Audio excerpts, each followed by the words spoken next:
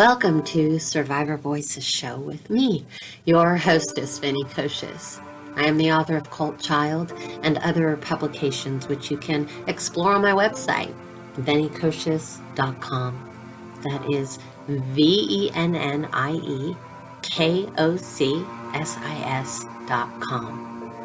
Survivor Voices Show is dedicated to providing a platform for trauma survivors to tell our stories in a safe space. Each show will bring you a plethora of topics from authors to artists, survivors living with impairments, healing journeys, updated news, and real, raw, vulnerable moments of laughter and sometimes tears. Find me on Twitter using hashtag Survivor Voices. Connect with me on Facebook at Survivor Voices Show page. Join our Facebook group, Survivor Voices, where you will find support and be embraced as you share your life. Thank you for being here. And now, here is our show.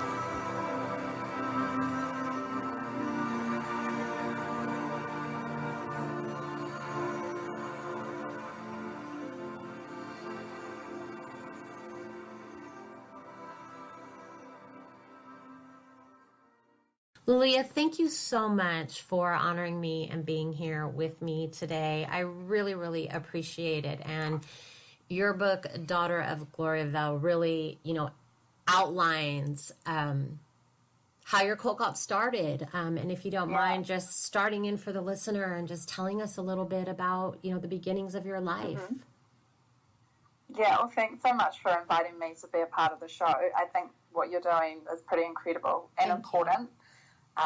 We all learn through stories, and the stories that are passed down, which is part of the reason I wrote my book. But I don't know where to start. I live in New Zealand, so I'll start there. I was raised on the west coast of the South Island, and New Zealand's a really stunning country, so I'm a country girl. I grew up in the bush, and I grew up on a commune over on the coast with about 550 people that was founded by my grandfather. And it wasn't until later in my teens that I realized that I was actually living in a religious cult. And at that time, my family made the pretty difficult decision to leave. So just to give people an insight into what life was like there, everyone wore uniforms, and they have a very patriarchal structure of governance. So women are only allowed to hold domestic duties like raising children, cooking, sewing, cleaning, and laundry. I wore a full-length dress my whole life, and it covered me to my wrists and up to my neck and down to my ankles, and a headscarf as a symbol of my submission to God and the men in my community. And no one holds their own money, so all of the money which is generated through communal businesses is kept in communal bank accounts and funds the lifestyle that we live and is reinvested back into businesses. No one has their own home, so I lived in one bedroom with my entire family my whole life in bunk beds, and that was in a hostel. So there's about 4 big hostels which house all of the residents, and they're about 3 stories high. You've got about 12 families living on each floor. Bathrooms are all shared, and it's all centered around the doctrines of the New Testament doctrines of Christ and the leaders' interpretation of how those doctrines are to be interpreted. So they have like a book of beliefs called What We Believe, which is basically the leader's interpretation of the New Testament and how it is to be lived out in a practical sense by the residents. So that's a brief introduction. Were you schooled? I relate to this so much. I mean, because I was forced to wear dresses and stuff as a child as well. Did you go to school, or did they allow the females to get an education? Did they do it differently for the boys than they did the girls? What was school like? What did you learn? Yeah, so the school is private and it's held on the property, and they have all their own teachers who are qualified according to government requirements. So I was schooled there. The schooling is really based around like the doctrines of Christ. So I wasn't allowed to study topics like evolution, aside from the fact that it was, they would tell us about it in terms of this is evil. So that everything had this spin on it. And, we weren't allowed to access any books which were not first approved by the church. So there was a very limited amount of access to information. So no internet for anyone either, unless it's strictly controlled by the church and it's for business purposes. The girls would have career pathways. So pretty much once we were 15, we had NCEA, we would leave school and go directly into the workforce. They would give boys apprenticeships in, say, mechanics or engineering or veterinary services, and they would give the girls qualifications in, say, like kindergarten teachers or primary school teachers or chefing. So again, the career pathways for young children and for myself were very separated into gender roles. Yeah, you were talking about the businesses. The cult that I was on still exists today as well. And they've done the same thing in Delta Junction, Alaska. They own almost all of the businesses there. And the cult members work there. They all live in communal housing on different compounds. And all the money goes back into the cult. And, of course, their excuse for that is, well, you get free room and board. Totally. You get a roof over your head and clothes on your back. Yeah. Tell me, what was it like for you the first time you put on pants? Gosh, it was kind of a little bit heady because, it's something that you're not allowed to do. So the first time I put on pants, I was still living in the church. And, and it was like in secret that I did it because I wanted to see like what it felt like. Right. And, it's kind of like a totally different feeling when you look at yourself in the mirror and you're Isn't it? Okay, like this is something that, just wearing pants for women is one of their rules. Women aren't allowed to wear pants because it's a sin.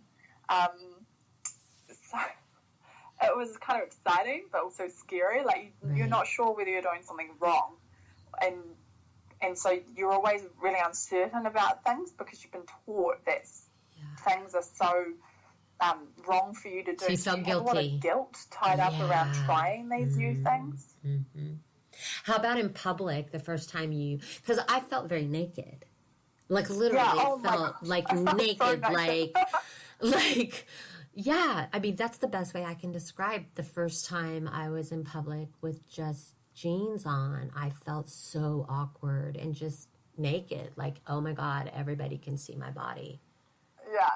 I felt exactly the same way. I mean, after wearing an outfit which is designed to not show off any of your womanly curves or your body, it's literally like wearing a sack.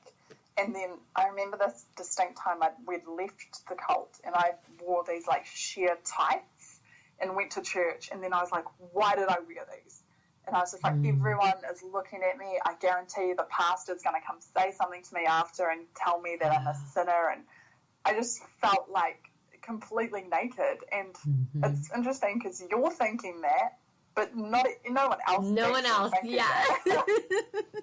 yeah, those are the quiet thoughts that we hold inside of ourselves. I remember the first time I even felt sun on like my stomach. Oh, yeah. People take those little things for granted, but we don't because we were disallowed to have that. Like I remember, being 14 and the first time that I wore a bikini, I definitely felt naked, but at the same time free, right?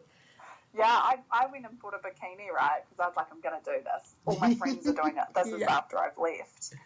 And I bought a size bigger because I was like, maybe it'll have extra material in it. That'll cover me up a little bit more. It's just those, those little things in life that you have to get used to doing. Like, even the fact that, like, they taught us we weren't allowed to pray to God without having our head covered. And I really like struggled with that, because I was like, okay, well, does that mean that when I'm asleep in bed at night and I take my head covering off, that I'm not allowed to pray? Like, there were men in Gloriavale who would make their wives wear head coverings to bed. Wow. And so then coming out after, and then I was still a Christian for a period of time, and I struggle with the fact that there were a lot of Christian women, professing Christian women in Western society, who would go to churches and not wear head coverings, and it was very normal for them, but it wasn't normal for me, and that took a bit of time adjusting to that and coming to the understanding that it's actually all good. You know, I know this is really personal, but I'm curious about this. Was there physical punishment and things like that that went along with the belief system? What was that like for the kids? Oh, it was pretty bad. So, have you seen my TEDx talk? I have, yes. Okay, so yes. I talk about it in that talk because I think it's really important. Like, I believe that, like, strapping children as youth in order to discipline, control, and manipulate them is abuse. You know, it's the old stick or the carrot, and as human beings we function on reward and punishment. But some of the way in which Gloriavale promote that is that if you're a parent and you're not punishing your children by giving them the leather belt when they disobey, or if they're out of line, or if they have an idea of their own, or if they speak back or step outside the very strict rules that are in place for children, then you're not being a good parent. Yes. So it's really encouraged to beat children, and quite harshly as well. So I talk about watching public punishments of children, and also seeing mothers bring their children to me with like welts on their back, like blue welts, and just covered in bruises, because that's what they teach the fathers to do to their children. So that was kind of one of the big things for me, where I was like, that's not okay. And I just knew in my heart that it was really wrong, and I still think it's I disagree with so many teachings in the Bible because of like what those teachings have promoted in society. And I really believe, like, so often religious beliefs are used to vindicate things that are actually problematic social and human issues. But it's like people say, well, the Bible says thus it makes it okay. And I'm like, well, the Bible's just a book. Yes, I totally agree. And we were also same exact thing. If you weren't disciplined, well, Sam 5, the cult that I was in, taught that children were born into sin. And so because of that, you needed to beat it out of them and then remold them for the likeness of God. I had talked with an author, his name is M. Dolan Hickman, and he said something really interesting, that his father was already abusive, but when he became religious, the abuse changed. Now his father had a doctrine with which to spend all day abusing him. And I also agree that on a scientific level, and I think this is a good way, Jan Heimlich with the Child Friendly Faith Project approaches it this way, trying to teach parents what belting does to a child's skeletal system as they're twisting and moving and bending, not only psychologically, but could that be the reason that so many adults have back pain, and because we were a society of socially being spanked per the Bible, Yeah. Oh, it's so important. And I love the fact that New Zealand has introduced the anti-smacking law here in New Zealand. And, there's a lot of people who disagree with that because they're like, it's old school, it's fine to, like, smack a kid. And, like, sometimes I get it, but, and I get it when they say, I understand when they say, the smacking law isn't going to stop people abusing children. No, it won't, but it's about awareness. It's about us publicly getting together and saying, actually, this is not okay. Maybe it's how things have been done, but things need to change. And so, no, it's not like the solution, but it's a step in the right direction in terms of setting up our attitudes and how we're developing the next generation of parents when it comes to disciplining of children or the raising up of children, and the training and the teaching of children to become the next leaders.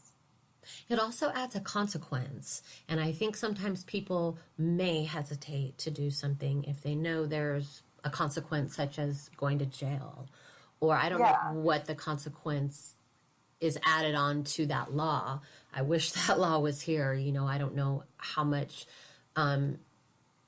but here in America, we have faith healing laws and religious exemptions that, like in Idaho, we have a big problem where children are being prayed like literally into death, and no charges are being brought against them because there's this faith healing law that says they can do that because they're religious. I would love to see our government implement we do have anti-child abuse laws, but our freedom of religious laws are overriding that. What are the consequences with that law should a parent be caught smacking their child? I wouldn't be able to step you through the whole legal process, but if anyone listening to this podcast wants to know, I'm sure the whole bill would be available publicly for people to have a look at. Okay. If they wanted to know how New Zealand are doing it. I'm definitely interested, and I'll go dig in and even put a link into the description for anybody that wants to know. That is a huge step, and I think that's really, really amazing. So tell me about your parents leaving. It was our entire family that left. So if you've read my story, and if you haven't, I'd highly recommend that you do. And I wrote a book about it, which I hear is really easy to read and hard to put down. In short, my two older siblings ran away from that cult when they were 15. So I didn't see them until I was about 17 years old. And then my next younger sibling said he wanted to leave as well. So at this point, my parents questioned, if God's given us these children, why is it that the church here is telling us we have to give them up and shun them, excommunicate them, and sacrifice them in order to be a part of this church here? And it just didn't quite make sense. And so we started, once you start asking one question, then you ask another and another, and it led to us questioning a lot of the beliefs, the foundational beliefs that we were being taught. And family was becoming a higher and higher priority for us. And we didn't want to follow in the footsteps of my grandfather, who had excommunicated his children that had not followed in his ways. If you know him, he's a dictator. He's controlling. He doesn't like it when people disagree with him. His word is law. And we didn't want to go down that path as well. And so at this point, my parents, and I think it's important to understand, my family was a very high-ranking family inside of that small society because of who we were. So my mother, being the daughter of the founder, put us in a position of privilege, but also a position of pressure, having the eyes of the church on us. As well, my father was a member of the council, and they called them the servants and the shepherds of the church, and they were the people who made all of the decisions. It was a group of men, and they made business decisions, religious decisions, and everything in the church was overseen by these men. So my father held a high position. My mother was also not just the daughter of the church founder, but she was also the house mother, which was the highest ranking position in our community for a woman to hold.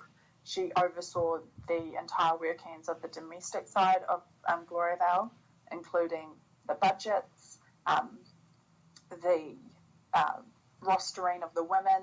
She had men who she would lead as well. And so she was in a highly leadership position for a woman. So when our parents made a decision, they said to the leaders, well, we want to maintain contact with our family members who've left, and in the hopes that they'll return to the church by us keeping contact. And it actually worked out the other way around. The more and more exposure that our family had to the outside world, the more we started to question the closed society that we had been living in, and we started to see things with different eyes. We started to see the way that the marriages were being arranged and understand that it's not. And we started to interpret the Bible for ourselves. I got a hold of a New International Version of the Bible because we were only allowed to read King James Version, and we were only allowed to interpret it according to the way that we had been told. When I read the New International Version, it seemed completely different, and I was able to start thinking for myself. So there were all these small events that I've outlined in the book, and I tell the stories of how I came to these beliefs and what triggered my mind to shift and change until it got to the point where we were like, okay, we're actually going to leave now. A very slow kind of deconversion of cracking through your cognitive dissonance. And I definitely encourage everyone to get the book. I don't want you to tell all your stories. Or, you know what I mean? I totally, so many of them. Yes. So just moving forward, your transition into society, you know, for me, I came off of a compound, no electricity, no running water. So dumped into society. Did you kind of fake it till you made it?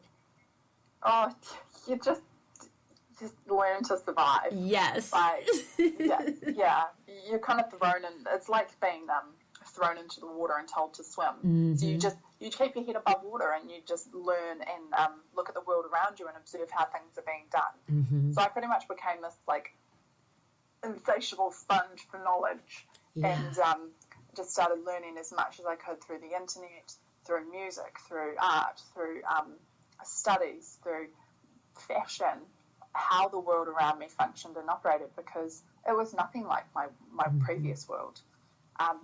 There was a completely different way of doing things. Like I could now work for money, and I could now choose what clothes I wore, and I could wear like short dresses if I wanted to, or pants if I wanted to. And I didn't have to wear a headscarf, and I could wear makeup. It wasn't vanity. I could wear jewelry. I could paint my nails. I remember the first time that I shared a bedroom with my sister, and there was like me and her sharing the bedroom, and I was like, this is insane. You know, for all of my life I've lived in a bedroom with 10 or so other people. So to have just the space that I only had to share with one other person was so like empowering, and it was like I felt so privileged and I felt so grateful. Whereas I think sometimes in Western society we grow up, like I watch my friends' children grow up, and they have access to funds and they have access to a room of their own, and I'm like, man, you guys don't know how lucky you are and what you actually have in comparison to so many people in the world. I so agree. I mean, they don't. Very much entitled. So entitled. Yeah. And I kind of, you know, am in the middle, right? Because I'm a mother of I'm a mother of 2 millennials. And I did that whole, you know, trying not to let your child suffer like you did kind of thing. When did you know, because when you go in as young as I was, 2.5, 3, and you were born in, you never get to develop who you really would be in a free and open society. When did you know that you had finally found you, the real authentic you? Or are you still on that journey? Oh, I would say that I'm definitely still on that journey every day. But I think there was a very distinct moment when I was launching my book.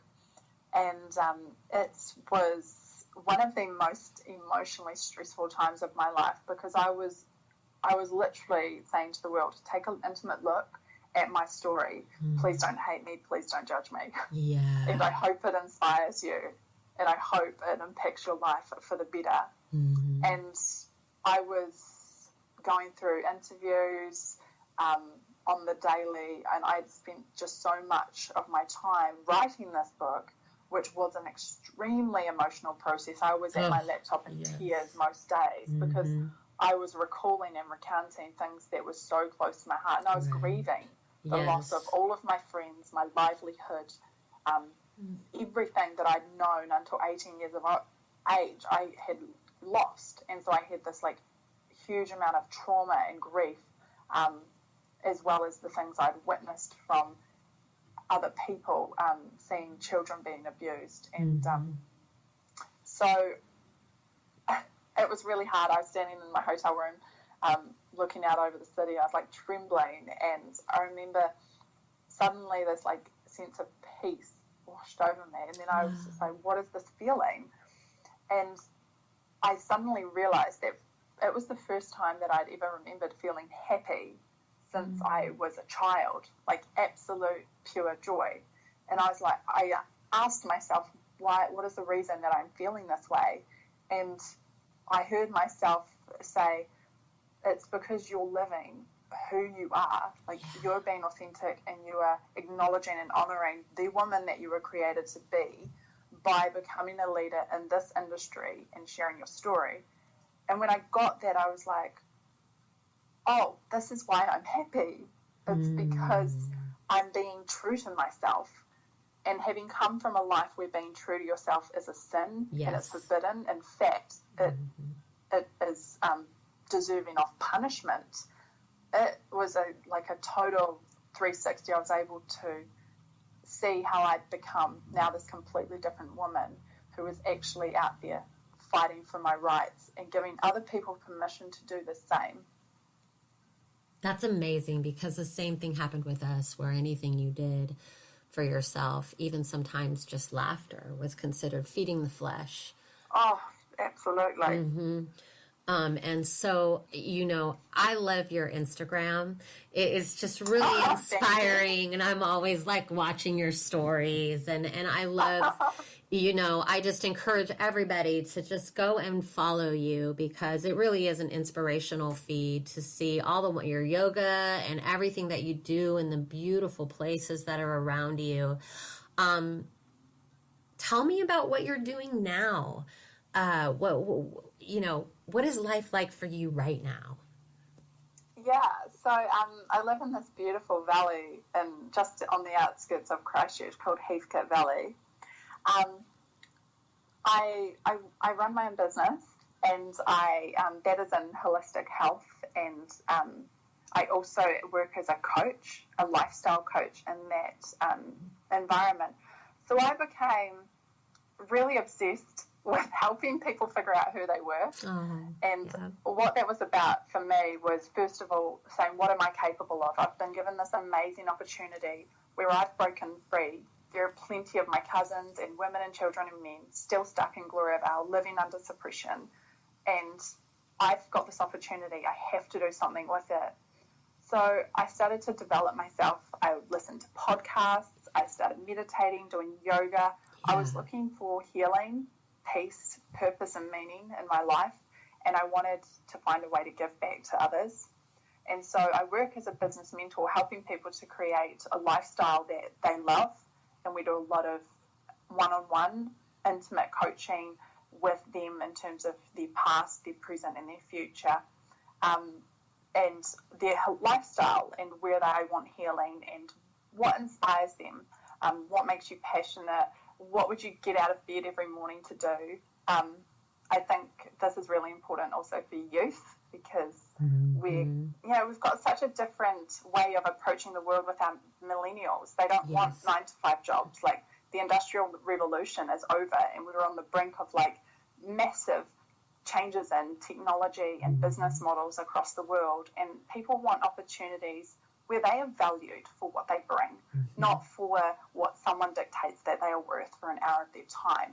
People want to work less and get paid more by bringing more value and service. So I help people start businesses.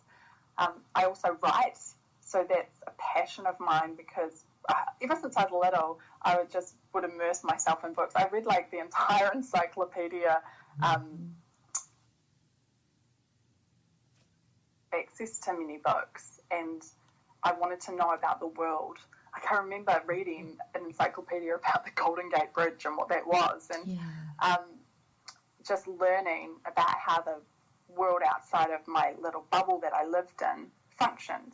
Mm-hmm. So now I tell stories to help show people my world that I had lived in, and connect and teach them life lessons that I've learned. But I'm really passionate about a whole bunch of things. Like, I love art. I love nature and travel. Me too. I love nature too. Yes. Yeah, that's the work that I'm doing though. So anyone can get in touch with me and ask any questions about that. I love it when I have people message me on my Instagram and they're like, oh, I love what you're doing. It's so inspiring. And I'm like, oh, it just gives me like these warm, fuzzy feelings, because I'm like, wow, I'm actually touching people's lives, and that is so important to me. That gives my life meaning. I totally agree. It's what drives me too. When someone says, you know what, thank you for understanding me. I think because of what we went through and how we grew up, it does give us a wider perspective to understand I'm very empathetic and can see and feel what other people are going through.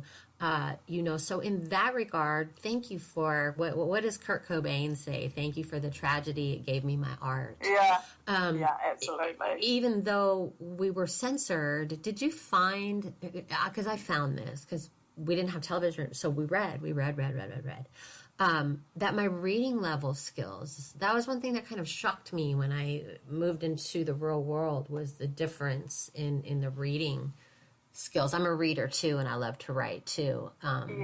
Did you find that difference, that you had this kind of more ingesting of reading than the kids in the secular world?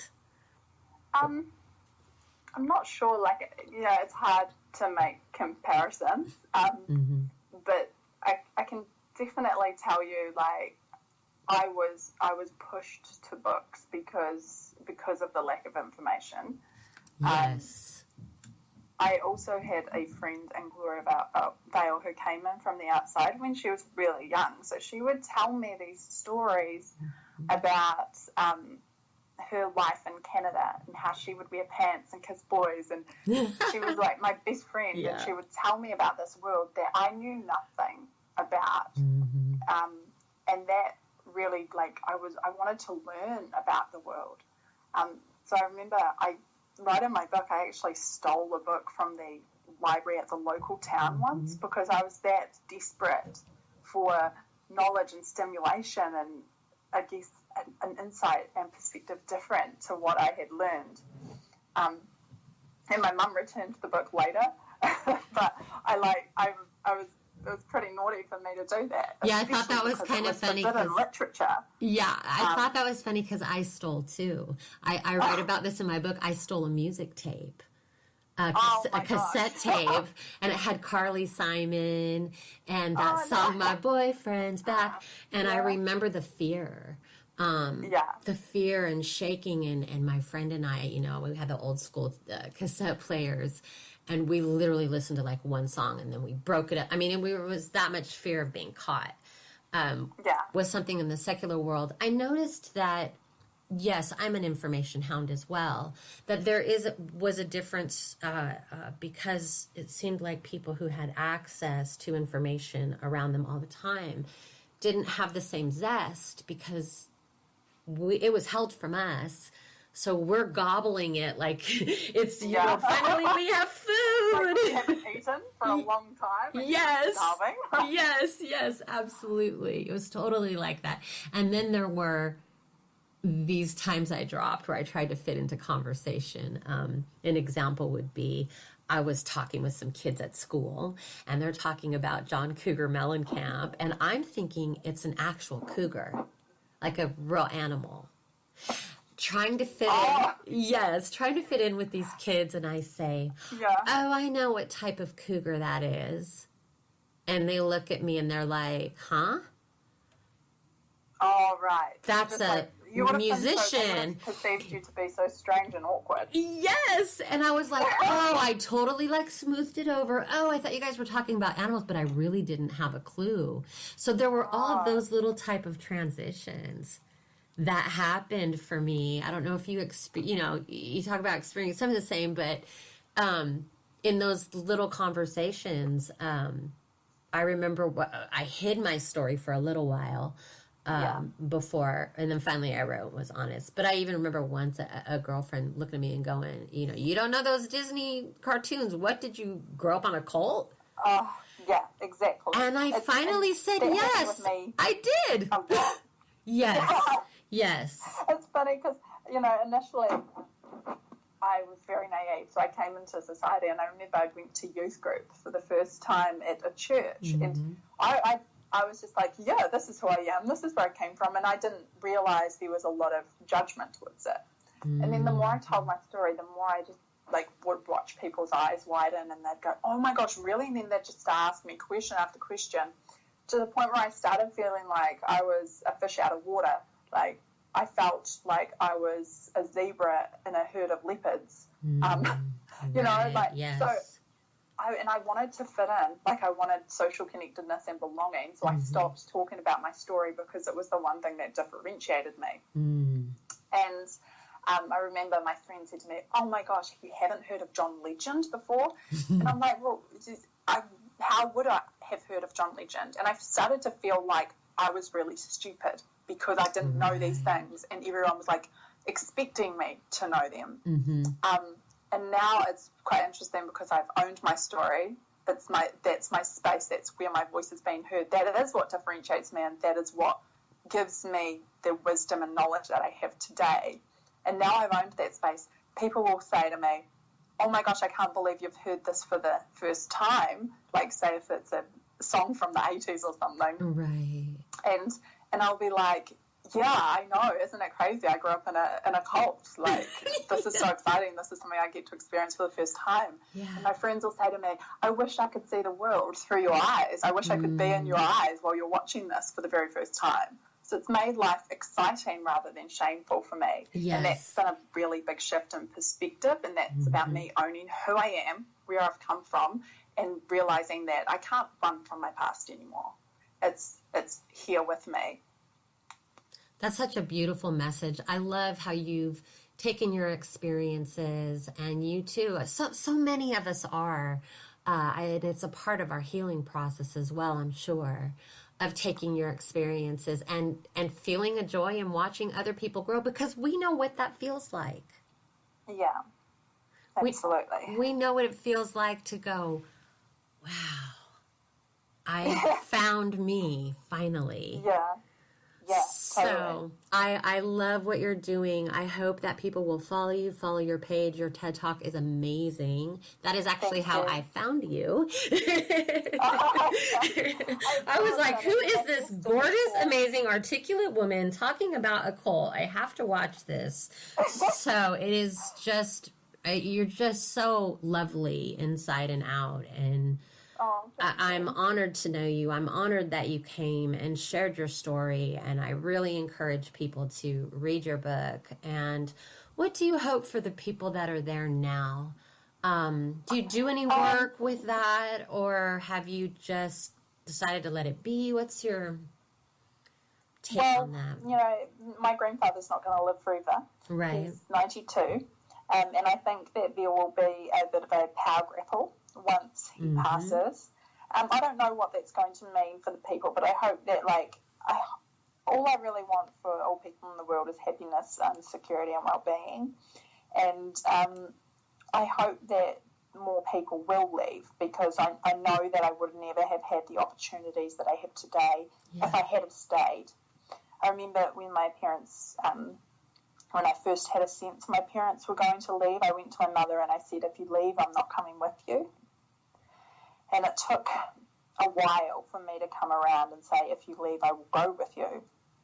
And I hope that everyone will come to that. I hope they'll learn to open their minds, and I hope they will never stop asking questions about the way that they live. And this goes for people inside and outside of Gloriavale, because one of the biggest things I've learned is that just because everyone does it or believes it doesn't mean it's right, and it doesn't make it okay.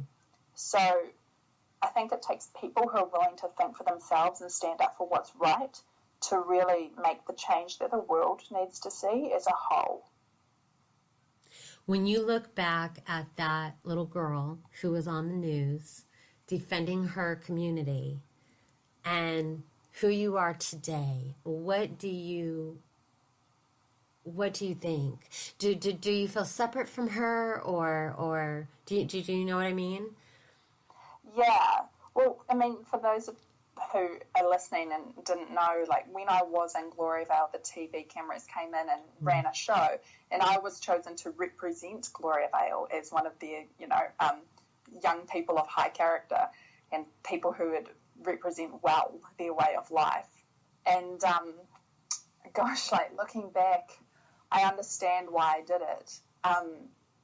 But I also I remember feeling at that time quite disconnected from what I was saying, because when you're brainwashed and you've been raised a certain way, especially when you're drilled the way that we were drilled on what to say, how to act, how to think, there becomes like a really robotic quality to everything you do. Yeah.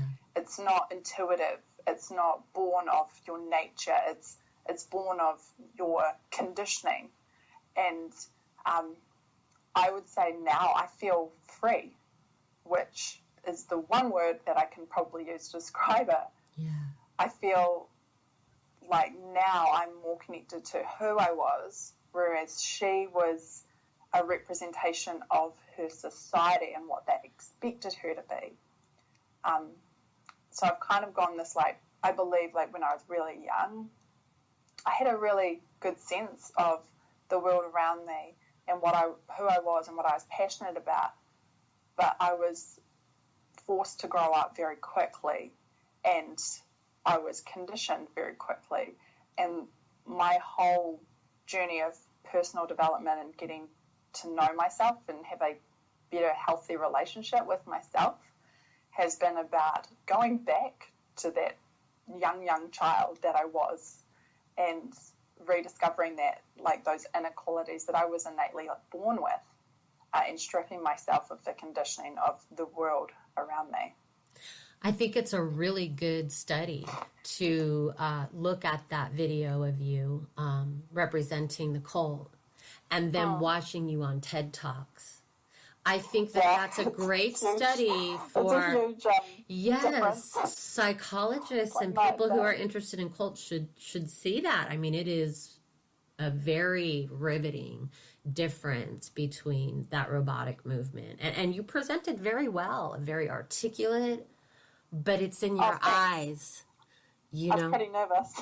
But you couldn't tell. I mean, I was just, what really stands out to me is the glow in your eyes when you're on TED Talks and you see that freedom just shining from your aura.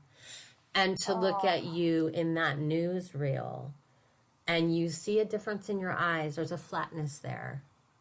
Yeah. And so I just think that that's probably one of the best comparisons I've seen. And it's just beautiful to see you so free and doing the work that you're doing. Is there anything you want to share with the audience about your way forward? How do they connect with you the best? For anybody that's looking to get some coaching and support in their life to change some things. Yeah, so, I'm on social media, and so Instagram, Facebook, and Snapchat. I'm Lilia Tarawa. Or you can email me at lilia@liliatarawa.com. If you visit my website, all my contact details are there.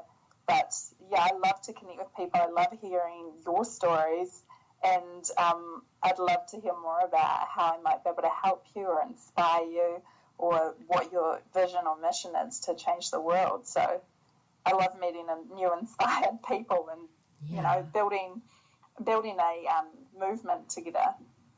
Well, I will make sure and put every one of your links in the description so the listeners can Thanks, easily Vennie. click on them and get in touch with you. You have inspired me. And again, thank you so much for coming on and sharing your amazing story. You are beautiful and passionate and just a light to the world. And I can't wait to continue watching you grow.